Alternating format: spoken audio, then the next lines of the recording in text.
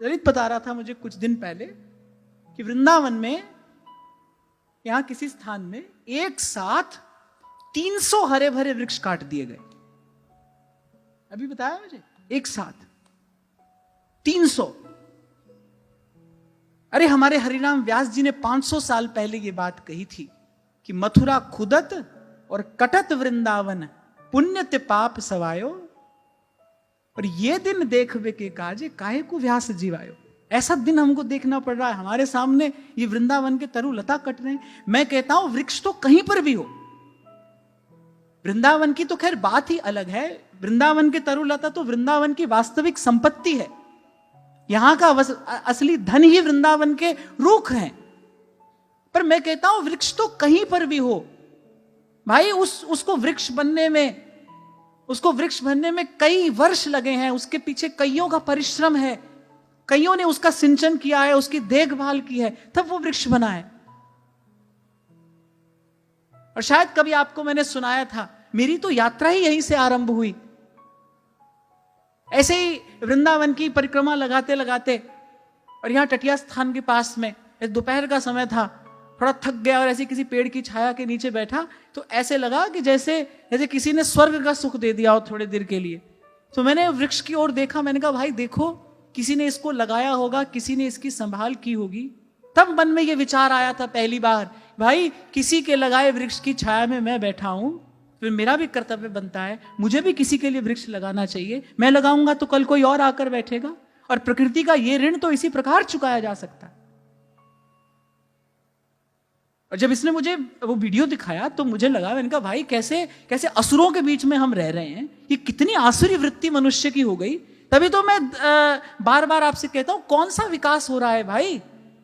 पीने के लिए पानी नहीं है, खाने के लिए अन्न नहीं है, सांस लेने के लिए हवा नहीं है। कभी कभी वृंदावन का पॉल्यूशन लेवल दिल्ली से भी अधिक हो जाता है। कि कौन सा विकास हो रहा है भाई? कौन सी पट्टी बंधी है आंख पर? क्या केवल ईंट पत्थर जोड़ने से ही विकास हो जाता है? बड़ी बड़ी ऊंची ऊंची इमारतें आपने यहां बना दी और आपको लगा वृंदावन का विकास हो गया, वृंदावन का विकास हो गया। और मुझे लगता है भाई, जिस वृंदावन ने, जिस वृंदावन के नाम ने, जिस वृंदावन के भाव ने आपको मुझे इतना सुख दिया है, उसके प्रति आपका मेरा भी कोई कर्तव्य है कि नहीं? Every epic journey starts from a baby step. एक कदम तो आप और मैं उठा सकते हैं। मुझे प्रभु ने इस स्थान पर बैठाया है, तो मुझे लगता है कम से कम मैं जो कह सकता हूं कहूं, जो कर सकता हूं करूं। मुझे हृदय को इतनी पीड़ा हुई, मैंने कहा देखो कैसे समय में हम आ गए, एक साथ 300 वृक्ष। मुझे तो लगता है वृक्ष काटने वाले को वही दंड मिलना चाहिए जो किसी की हत्या करने वाले को मिलता है।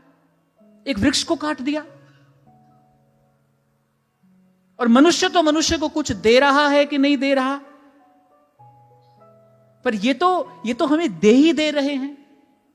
मनुष्य तो मनुष्य को कुछ दे रहा है कि नहीं दे रहा, पर वृक्ष तो हमें दे ही दे रहे हैं।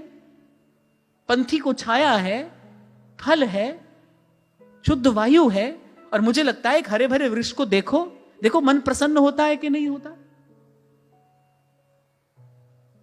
20-25 मंजिल की किसी इमारत को देखकर आपका मन प्रसन्न हो कि नहीं हो? एक हरे भरे वृक्ष को देखकर मन प्रसन्न होता है कि नहीं? मन को शांति मिलती है कि नहीं प्रकृति के निकट जाकर?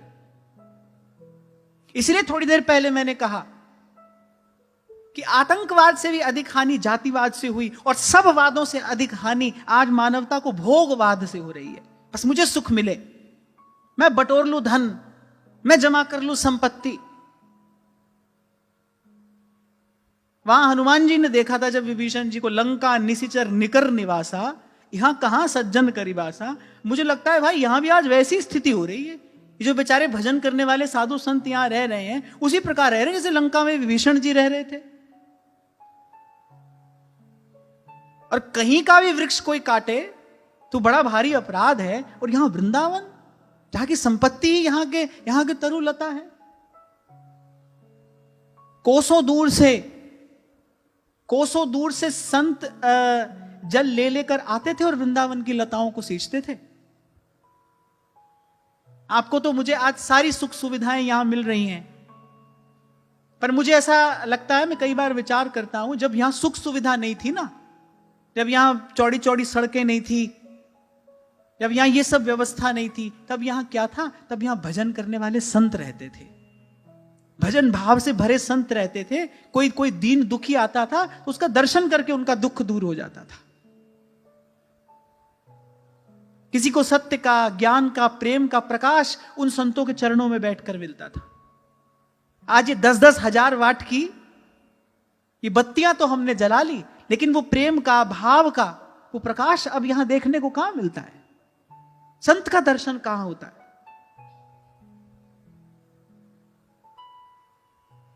ये जो कथा है, ये वस्तुतः यही अर्थ अपने गर्भ में लिए है कि भाई स्वार्थ का परिणाम देखो क्या होता है।